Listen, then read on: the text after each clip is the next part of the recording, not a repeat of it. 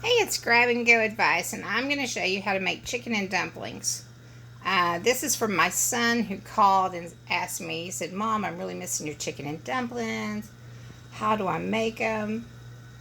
And then he mentioned the fact he hates having to cook for just one person because you overcook. So I'm making this just specifically for him, but sharing it with you guys. If you're making them for just one person, and just get this one container of soup here. You can use your store brand, but it is 32 ounces of chicken broth, and I choose the low sodium, even though right there you see a salt shaker, because I'm going to add more salt. But yeah, I'm not going to get the salt in this. I'm just going to add it myself. So this is canned biscuits. I get 1 can of biscuits. You cannot use the ones with butter. So any kind of canned biscuits that are plain is what you're going to need. Each one of those canned biscuits individually will make 3 of these dumplings here. And all you have to do is just roll them up, in your hands to make these. So this is 1 full can of biscuits, and it's going to make this many dumplings. I use 1 rotisserie chicken. So obviously my son is going to have some leftovers. For seasonings, I'm going to use just 4 things.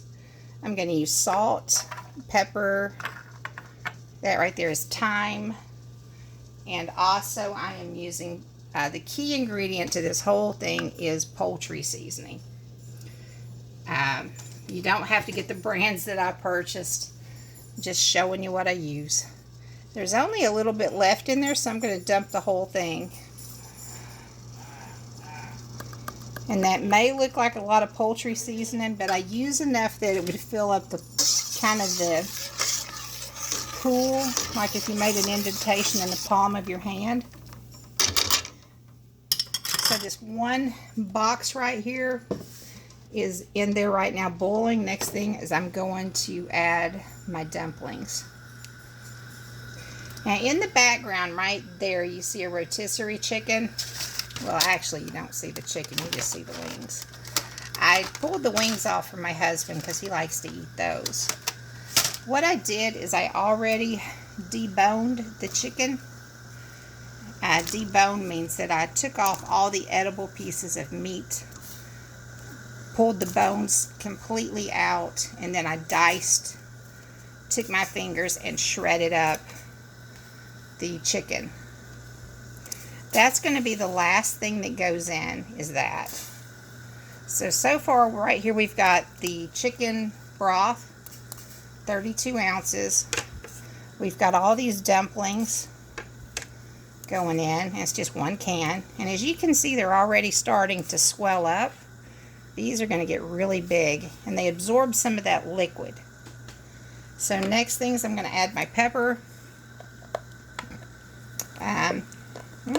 Again, I'm going to use like where you just use that hole right there and you kind of dump it out. Put some pepper in there, as much pepper as what you personally think you would like. And then this is thyme.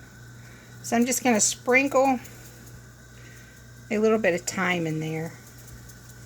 The poultry seasoning really has enough flavor. If you don't have any thyme, you can get by with just the poultry seasoning with some pepper.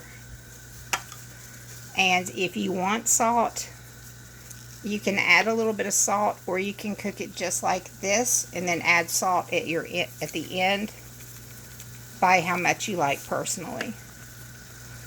Okay, so these are cooking up. They're cooking up quick too. I'm just going to stir them some, and then I'm going to get the chicken. Let's see, hold on, I'll be right back here with you with the chicken. Alright, and this is the chicken. It's shredded. It's going to go in here with the dumplings in a few minutes once they're fully cooked. After they're fully cooked and I add this, I'm going to stir it up, cook for an additional 5 to 7 minutes or so. If they're not thick enough, I'll add a little bit of half and half, like maybe a 1/4 of a cup of half and half to help thicken it up.